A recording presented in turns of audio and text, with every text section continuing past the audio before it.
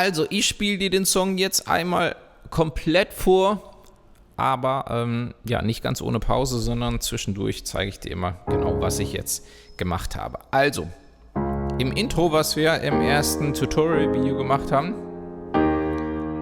spiele ich die Akkorde. Und da haben wir auch schon den ersten Kniff. Guck mal, Des-Dur, S, F-Moll, S-Dur, Des und 2 und 3. 1 und 2 und 3 und 4.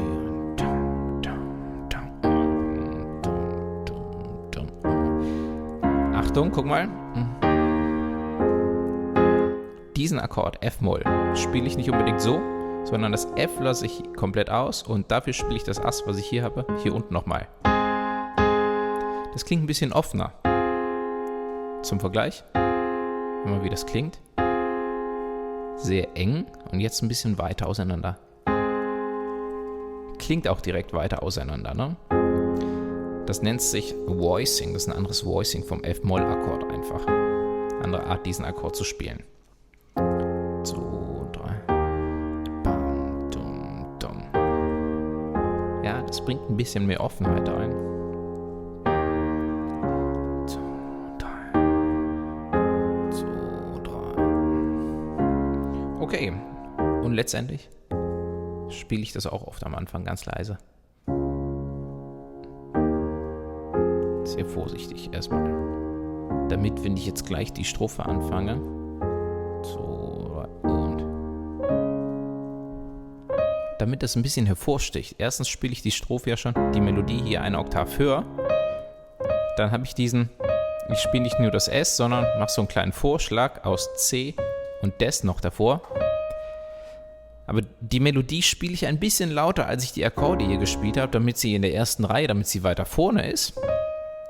Und ganz wichtig bei diesem Vorschlag, dass auch das S wirklich an erster Stelle steht, dass es auch lauter gespielt wird. Die werden eigentlich so auf dem Weg zum Essen nur ganz kurz mitgenommen. Ja, eigentlich soll man die gar nicht so richtig spüren. Man spürt sie nur, weil übrigens an der Stelle die Taste, also am akustischen Klavier, so wie der Klaviersound erzeugt wird, da schlägt ja so ein kleiner Hammer gegen die Saiten. Und diesen kleinen Hammerschlag hört man ja, das ist ja der erste Ton von einem Klavier ist relativ hart immer. Pap, pap, ne? Und nur aufgrund des Hammerschlags nimmt man diese ersten beiden Töne wahr. Ansonsten werden die so kurz gespielt, dass da nicht viel von übrig bleibt. Bram, bram, bram, wam. Ganz wichtig auf dem S, ne? Ja.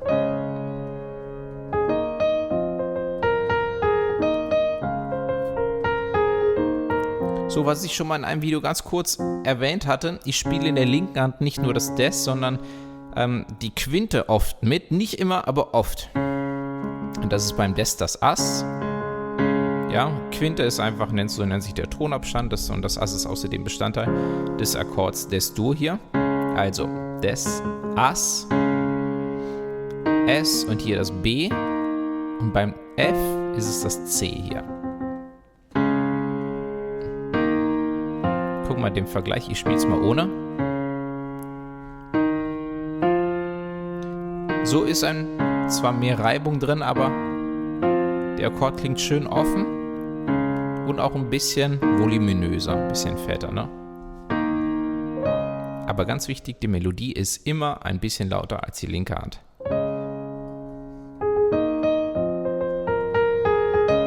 Ja, Entschuldigung. 2, 3.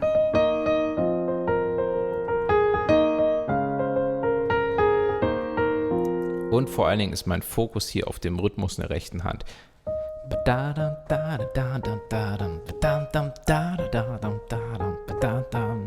Ja, manchmal habe ich so ein paar Ghost Notes drin. Guck mal, mit dem Daumen kurz das Ass.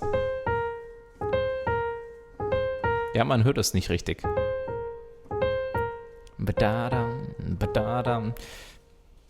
Muss man auch aufpassen, dass es nicht zu viel wird, aber ich spiele die sehr gerne auch nochmal rein. Auch hier das Ass. Guck mal. Achtung jetzt. Nochmal. Da ist das Ass. Da war es schon wieder. Badada. Ja, das Ass mit dem Daumen spiele ich ganz gerne so als Ghost Note, also als unsichtbare Note eigentlich mit. Auch wieder nur mehr für den Rhythmus, dass man soll die Note gar nicht zu sehr wahrnehmen. Okay, so, das mache ich ganz gerne. Also.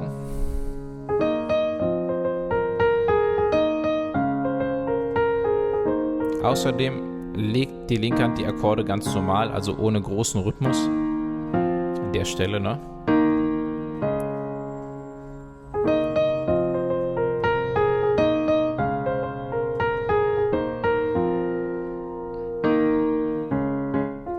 Aber dann geht's los. Dann kommt eine kleine Steigerung im Arrangement. Ba-da, ba-bam, ba-da, dam, da-da, dab, da-da, dab.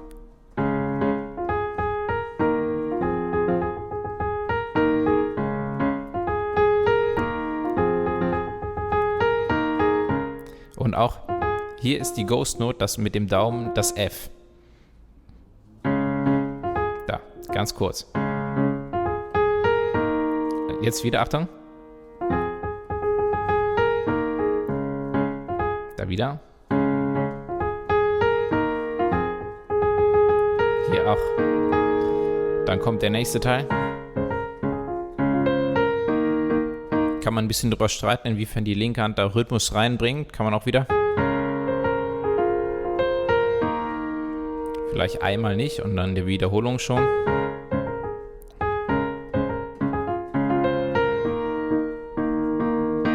Und jetzt im Refrain. Die linke Hand eine Oktav tiefer.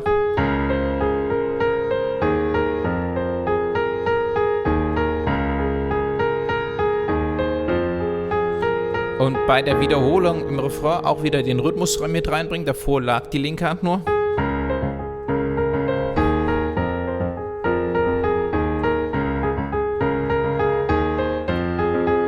Und die Oktave in der rechten Hand.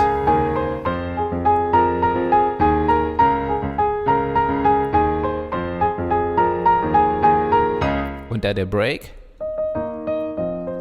Sofort in die Strophe reingehen. Sofort in die Strophe reingehen. Und dieser Übergang, den verspreche ich dir, den musst du definitiv üben. Also, vermute ich sehr wahrscheinlich.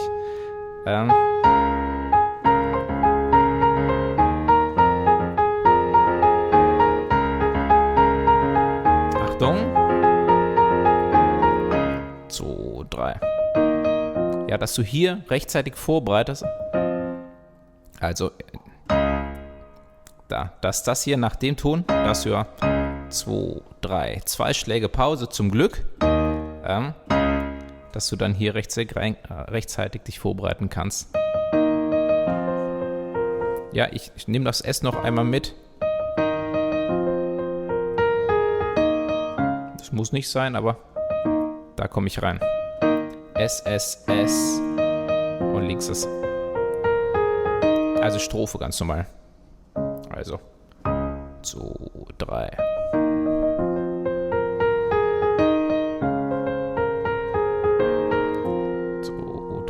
Wiederholen.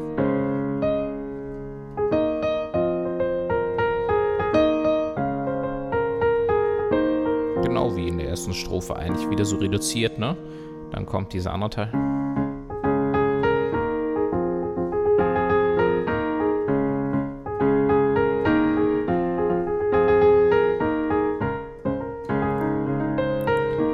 Hier bin ich die ganze Zeit in der linken Hand so rhythmisch.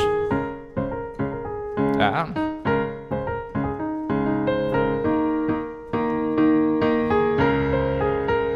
So, in dem Refrain kann man zum Beispiel die Hand einfach nur liegen lassen und gerne noch eine Oktav tiefer. Guck mal, hier war ich gerade. Nicht nur eine Oktav tiefer, sondern 2. Und dann das richtig in den Bass reinhauen, ne? Ohne Rhythmus.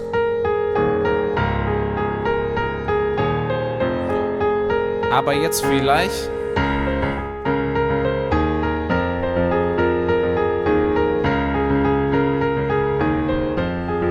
und der Synthesizer. Das heißt die Oktave rechts, ne?